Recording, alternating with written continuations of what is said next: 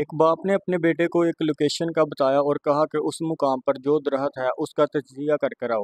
چنانچہ بیٹا اپنے باپ کے کہنے پر 2-3 ماہ کی مسافت کے بعد اس درخت تک پہنچا اور اس کا تجزیہ کر کر واپس لوٹا۔ اسی وقت باپ نے دوسرے بیٹے سے کہا کہ تم بھی اسی درخت کا تجزیہ کر کر آؤ کہ اس کے کیا احوال ہیں۔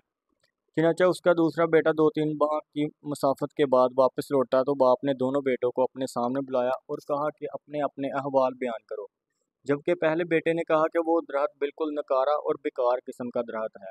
اسی کے مخالف دوسرے بیٹے نے کہا کہ وہ درخت بہت ہی فائدہ مند، اس کے پھل پھول سے لوگوں نے بہت فائدہ اٹھایا ہے۔ جب پہلا بیٹا تجزیہ کرنے کے لیے پہنچا تو اس درخت پر موسم خزاں آیا ہوا تھا، اس کے پتے جھڑے ہوئے اور بالکل سوکھا اور بیکار نظر آ رہا تھا۔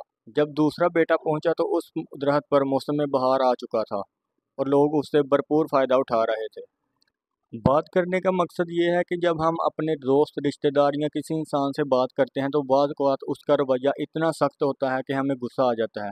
ہو سکتا ہے کہ اس وقت اس پر موسم خزاں، مطلب کہ اس پر کوئی پریشانی ہو اور وہ کسی پریشانی میں مبتلا ہو، لیکن ہم ایک رویے کی وجہ سے اس کے بارے میں بدگمانی پیدا کرنا شروع کر دیتے ہیں اپنے ذہن میں۔ لہٰذا ہمیں ایسا نہیں کرنا چاہیے، دوسروں کے رویے اور اس حالت کو سمجھنا چاہیے۔ حضور پاک صلی اللہ علیہ وسلم نے فرمایا کہ بدگمانی سے بچو، یہ بہت ہی بری چیز ہے۔ لہٰذا ہمیں بدگمانی سے بچنا چاہیے۔ بدگمانی رشتہ داری کو، تعلق کو ایسے کھا جاتی ہے جیسے آگ کسی لکڑی کو کھا جاتی ہے۔ لہٰذا ہمیں احتیاط کرنی چاہیے۔ شکریہ۔